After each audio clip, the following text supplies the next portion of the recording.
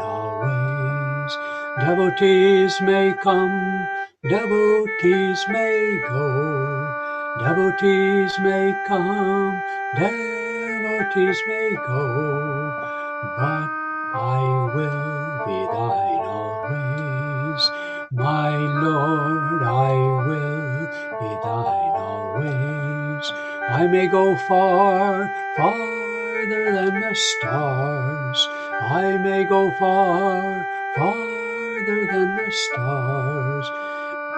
But I will thine always.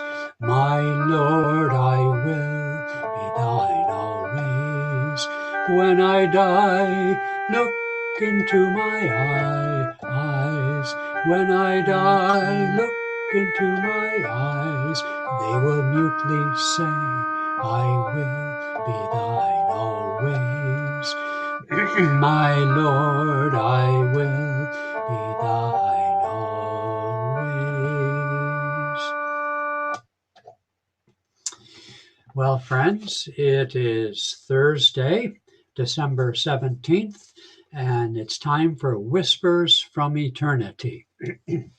We're on 194 in this book version, and sure enough, it's called I Will Be Thine Always. I may go far, farther than the stars, but I will be thine always.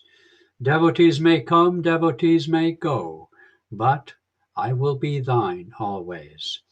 I may bound over billows of many lives, under sad dark skies of loneliness, but I will be thine always.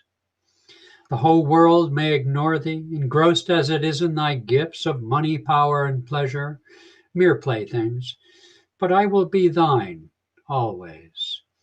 Take everything from me if you will, Lord, but I will be thine always. Death, disease, every imaginable trial may riddle and rend me. Yet, while the embers of memory still flicker, look into my dying eyes. They will mutely say, I will be thine always. My voice may grow feeble, fail, and forsake me, and yet with bursting heart and with the silent voice of my soul, I will ever whisper to thee, my Lord, I will be thine always. Last night, we had the third and last class in our Yoga of Jesus Christ. I forget the name of the class, but Bhima Breckenridge talked about the book of Job, as I mentioned a couple of days ago when this broadcast would be coming up. And it's one of my favorite books. And he was very much like this reading today, very much was death, disease, and every imaginable trial was riddling him. And he was... Bhima pointed out that in the bet that Satan made with God, God said, you can't kill him. You can do everything else to the poor guy to test his loyalty to God, his love for God, his faith in God. But you can't kill him. And of course, it all ended happily ever after, as you may or may not know. But, you know, our love for God, our loyalty to truth, our non-attachment to the body, our desire to transcend, to be even-minded and cheerful under all circumstances.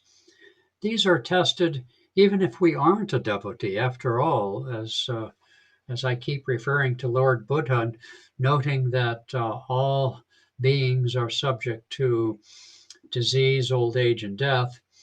And so you don't have to be a devotee to suffer.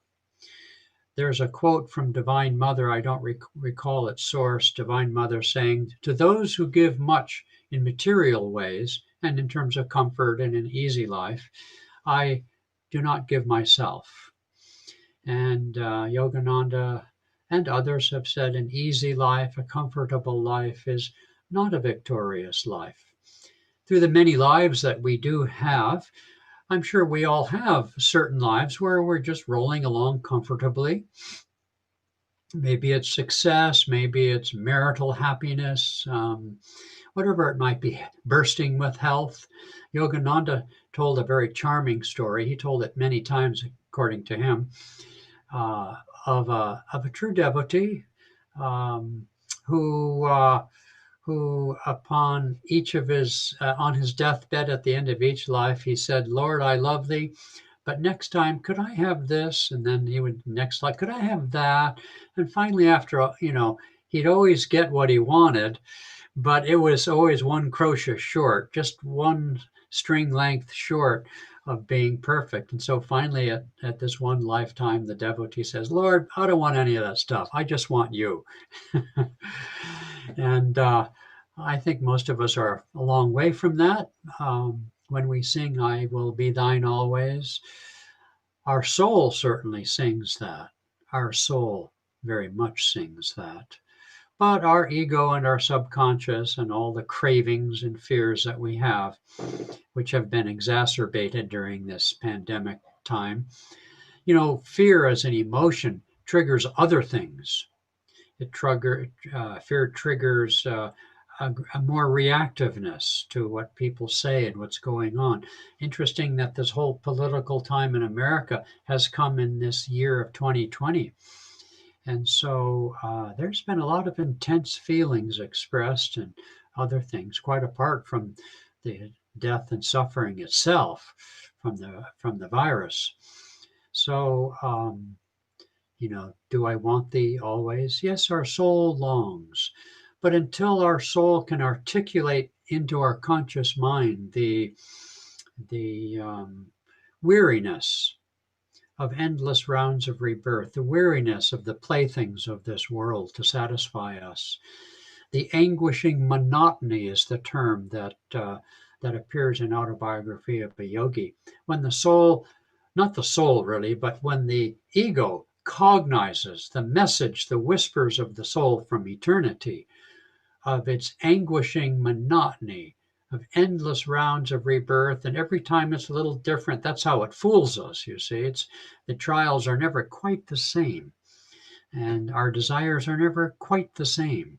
So we can go on for, well, we don't want to talk about how long we can go on craving or fearing, but still, it's the soul that whispers to us.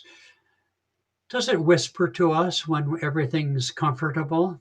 No, probably not. I mean, it could, but no, probably it whispers to us to seek a better um, game plan when we're down and out. And so this pandemic, which even if we're not literally down and out, although many people are, whether from the virus or from a job loss or all sorts of things, even just from emotional fears, um, that's the whole point of being down and out. Not only does it the warp and woof of the way the world is created, birth, life, death, etc., but it serves a deeper purpose to awaken us. Smriti, Patanjali says, to remember. Ah, yes.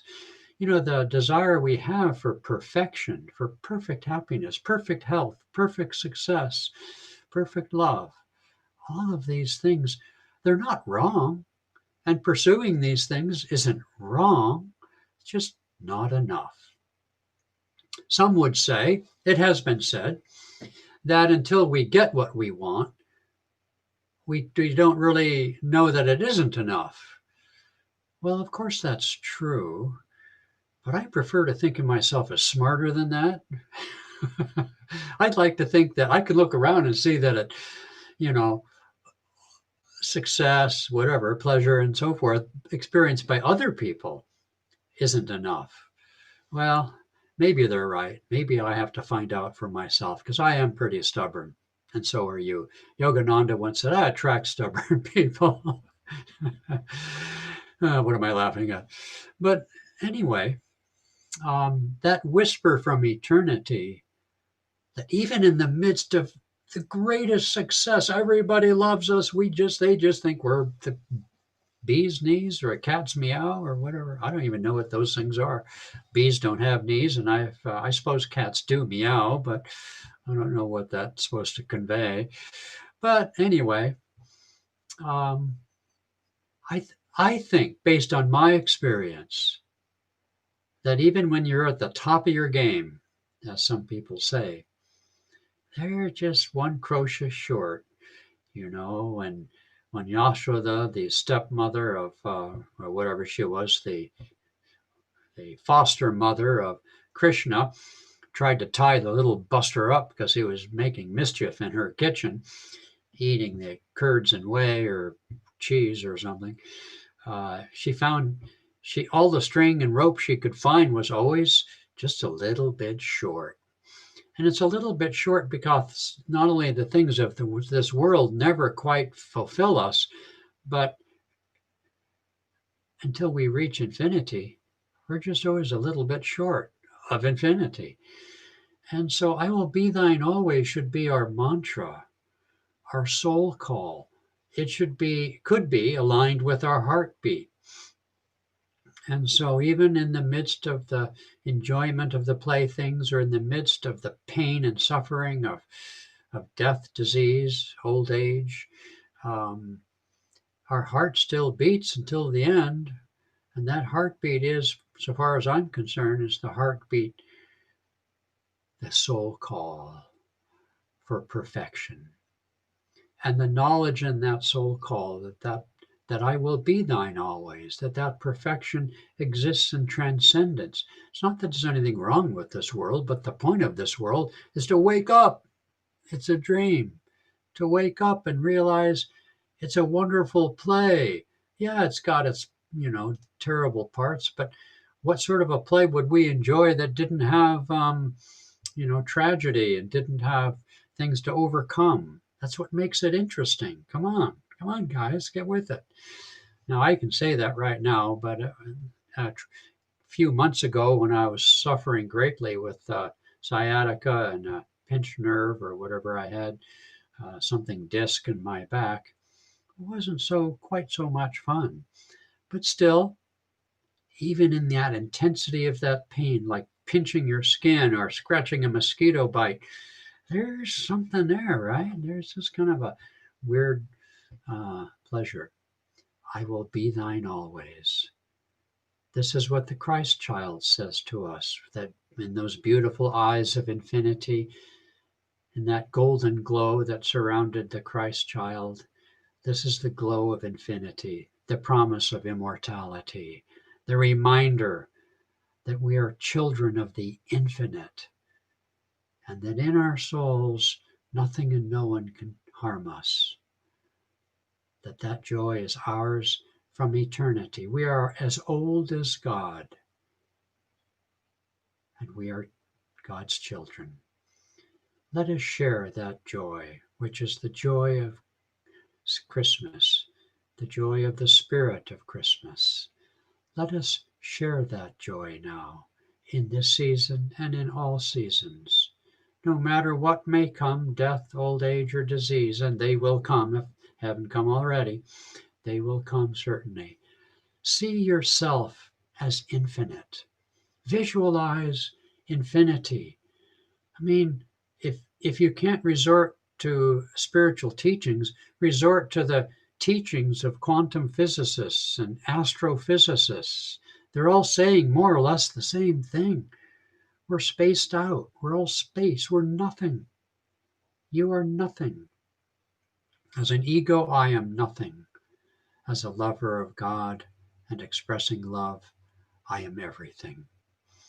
Okay, great souls, let this film take a few seconds to reach you before I hit the kill switch. And today's Thursday. Tomorrow you get Padma back again, but she'll be broadcasting from the Ananda community in Linwood. Now, a reminder to y'all, Saturday, 10 a.m. to 6 p.m. Pacific Standard Time, we will broadcast live from both YouTube, Facebook, and our website, all three venues. We will broadcast a day-long retreat of meditation, interspersed with chanting and breaks and music and various things. You can take a day of retreat with us from your own home and pray and meditate, maybe do some spiritual reading, do some yoga. This is the real Christmas, true inner communion with the living Christ within you and in all creation. Okay, give that little digital something or other a few seconds to process this so I don't cut myself off. And Padma will see you tomorrow at noon. Don't miss it now. You can watch it afterwards, but it's way more fun to watch it live. Okay? My Lord, I will be thine always. I may go far, farther than the stars. I may go far, farther than the stars.